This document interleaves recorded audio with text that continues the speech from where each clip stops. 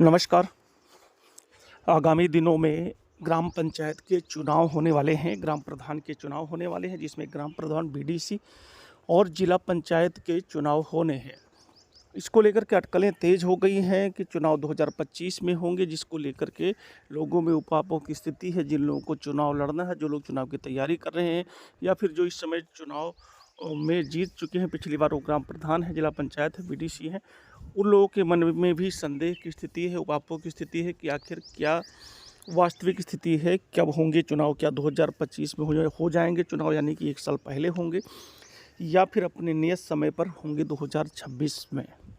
वैसे अब चुनाव में 1 वर्ष बचा है। अगर नियत समय पर चुनाव होते हैं तो भी 1 वर्ष ही बचा है, क्योंकि अप्रैल में ही चुनाव होने हैं 2026 में, अगर समय पर होता है तो।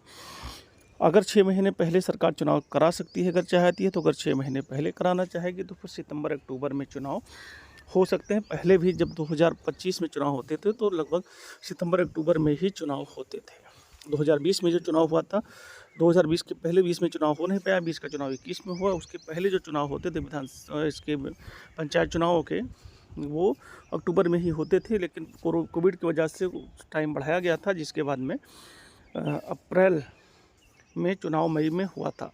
उसी को देखते हुए चुनाव अपने नियत समय पर ही होने की पूरी संभावना है, यानी 2026 में ही चुनाव होंगे।